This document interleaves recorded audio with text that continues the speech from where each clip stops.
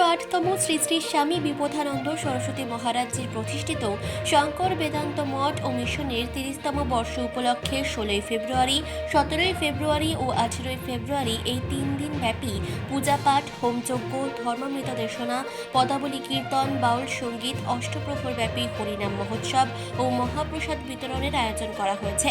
এই অনুষ্ঠানটি গীতা পাঠ এবং হোমযজ্ঞের মধ্য দিয়ে অনুষ্ঠিত হয়ে গেল শঙ্কর বেদান্ত মঠ ও mission, Bibodhananda Saraswati teachers training college ও বিবোধানন্দ সরস্বতী নার্সিং ইনস্টিটিউট, চন্দনহাটি, বারাসাত, উত্তর 24 পরগনায়।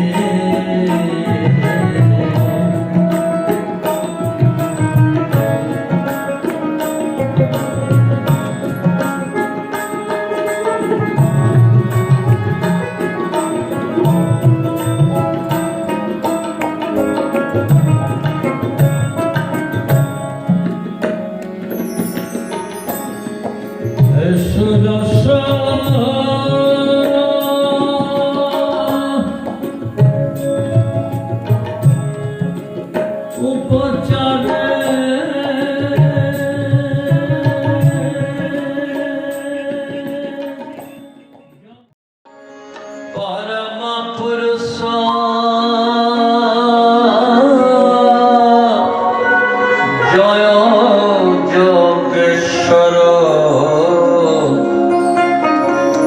হরি।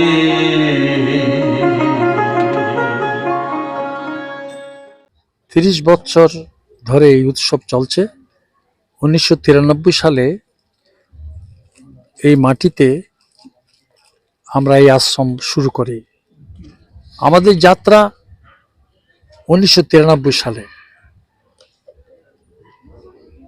সেই থেকে আজ অবধি বিভিন্নভাবে আমরা দেশ বিদেশে, বিশেষ করে ইউরোপ, আমেরিকা, কানাডা, সর্বত্র আমরা হিন্দু ধর্ম বিস্তারে, আমাদের ভারতীয় সংস্কৃতিকে প্রমোট করার জন্য আমরা বিশ্বের বিভিন্ন দেশে বিভিন্ন বিরাট বিরাট হলের মধ্যে অনুষ্ঠান করি, যাতে গীতা উপনিষদ, আমাদের শ্রুতি, বেদ, পরিবাদ্য আধ্যাত্মিকতাকে সারা বিশ্বে প্রচার করি।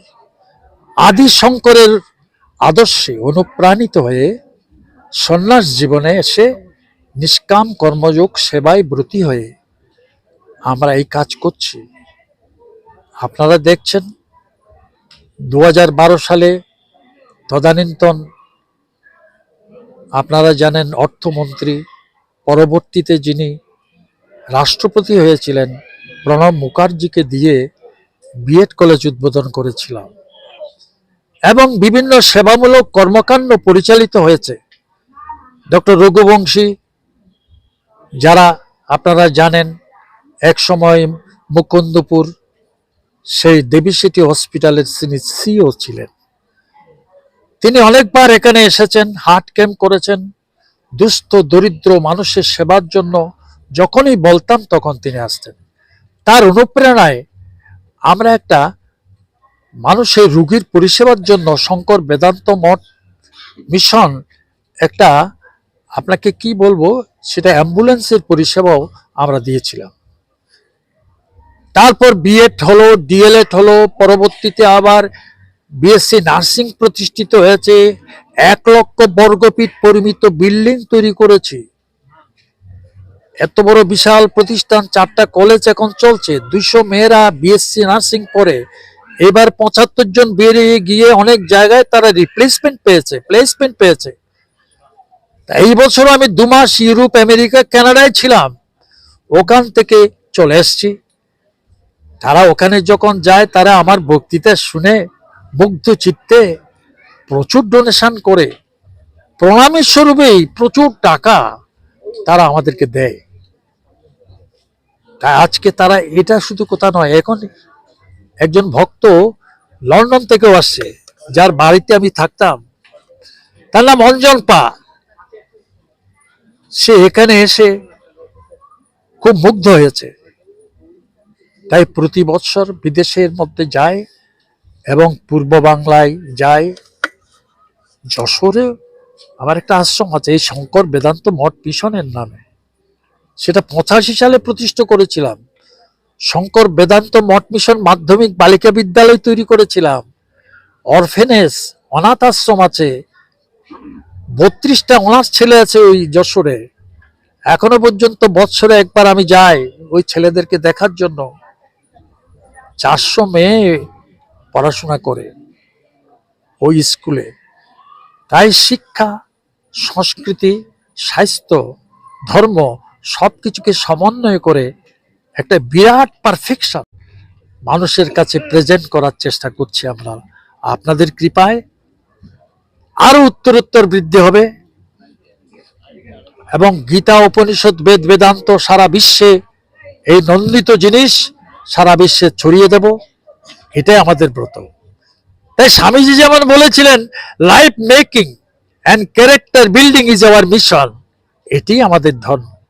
এবং একটি কথা বলবো, বহুজন সুখায় বহুজন হিতায় চ, এটি আমাদের কাজ। Live and love. নিজে বাস করো ভালোভাবে, অপরকেও বাস করতে সাহায্য করো। Live and love, this is our religion. সনাতন ধর্ম তাই বলে। তাই এই পুণ্যব্রতে আমরা দীক্ষিত হয়েছি। সন্ন্যাস জীবনে, লাইফ অফ রিনাউন্সিয়েশন আমাদের জীবনে। আপনারা এখানে এসেছেন বিনা নিমন্ত্রণে, অনাহুত এসেছেন। আমরা ধন্যাতি ধন্য।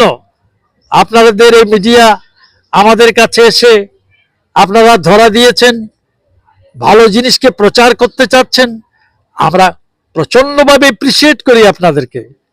আপনারা সামনেও আমাদের এখানে আসবেন, আরো উত্তরোত্তর বৃদ্ধি করার চেষ্টা করতেছি। পৃথিবীর ভিন্ন ভিন্ন দেশে, কিছুদিন আগে আমেরিকাতে একটা প্রতিষ্ঠানের ভিত্তিপ্রস্তর স্থাপন করে এসেছি। তা এইভাবে শঙ্কর বেদান্ত মঠ মিশন সারা বিশ্বে এই কথা প্রচার করে যাবে। প্রবীণ এখনকার যারা নবীন, তাদের উদ্দেশ্যে কি? হ্যাঁ, নবীন যারা আছে, নবীনের উদ্দেশ্যে, তাদের মধ্যে এনার্জি যাদের ভিতরে আছে, স্বামীজি বলতেন, give me a few men and women who are pure and selfless, I shall shake the world. স্বামীজির কথা, আমার কথা নয়, স্বামী বিবেকানন্দের কথা। Give me a few men and women who are pure and selfless, I shall shake the whole world. মানুষ তৈরি করা এই বড় কাজ। তা আজকে যারা বিপথে পরিচালিত হচ্ছে, আজকে যারা সমাজের ভিন্ন ভিন্ন দিকে, অবক্ষয় প্রাপ্ত সমাজদের দিকে চলে যাচ্ছে, তাদেরকে টেনে চলুন আমরা আধ্যাত্মিকতার দিকে নিয়ে আসি, জীবন তৈরি করা। তাই ধর্ম মানুষকে শুধু সংসার থেকে দূরে নিয়ে যায় না, সংসারে রেখে মানুষকে যাতে সুন্দর হতে পারে তার চেষ্টা করে। গীতা তাই বলে। গীতা মানুষ কর্মবিমুখ করে না, কর্ম সমুখ করে তাদের কাছে, যাতে করে কর্মটা অ্যাটাচমেন্ট না থাকে, নিষ্কাম ভাবে সমাজের সাথে, for the interest of the society, for the interest of the world, for the interest of our country, তারা যেন কাজ করতে পারে। সেই হিসাবে ইয়ং ছেলেদেরকে আমরা সবসময় গীতামুখী করি। তাই আমি আমার এই ছাত্রীদেরকে অনেককে বলি, তোমরা সবাই গীতা পড়ো, সপ্তাহে একটা দিন মাত্র গীতা পড়ো, নৈতিকতার জন্য। তাহলে আমরা আমাদের সমাজকে আমরা ভুলবো না কোনোদিন। তাই আজকে সেই জিনিসের পরম, সমাজের দিকে দিকে অবক্ষয় প্রাপ্ত সমাজ ছড়িয়ে আছে। আমরা সবার হাতে গীতা দেওয়ার প্রচেষ্টা করতেছি। আপনারা গীতা পড়ুন, মাঝে মধ্যে দেখুন, সমস্ত মাঝে মধ্যে এক্সাম্পল দিয়ে গীতাকে জলবৎ তরল করে, আবার সঙ্গীতের মাধ্যমে রবীন্দ্রনাথ থেকে আরম্ভ করে সব কিছুকে একাকার করে আমরা গীতাময় করে দিচ্ছি, যাতে করে মানুষ সহজভাবে, যুবকরা নিতে পারে। তারা মনে করতে পারে রবীন্দ্রনাথের সাথে আবার গীতার সম্পর্ক কি। এই যে ধারণাটা, এই ভুল ধারণাটা ভেঙে গিয়ে আরো বেশি মনে করি আমরা এটাকে ইমপ্লিমেন্ট করব, এবং ইমপ্লিমেন্ট করে সমাজকে সত্য সুন্দরে প্রতিষ্ঠিত একটা সমাজ ভারতবর্ষে প্রতিষ্ঠিত হোক, যেখানে থাকবে না কোনো হিংসা বিদ্বেষ, যেখানে থাকবে হিন্দুত্ব, কিন্তু সেই হিন্দুত্বের মধ্যে থাকবে সব মানুষের প্রতি ভালোবাসা। এই যদি হয় তবেই এ দেশ সুন্দর হবে, সার্থক হবে, এটাই মনে করি। আপনার নাম? আমার নাম বিবোধানন্দ সরস্বতী মহারাজ, পূর্ব নাম বিবেকানন্দ ব্রহ্মচারী। 108 স্বামী বিবোধানন্দ সরস্বতী সন্ন্যাস নাম। আমার শঙ্করাচার্য আমাকে নাম দিয়েছে, তাই পূর্ব নাম ছিল বিবেকানন্দ ব্রহ্মচারী। চিফ এডিটর জিতেন সরকারের রিপোর্ট, চেতনা বার্তা, জেগে থাকে, জাগিয়ে রাখে।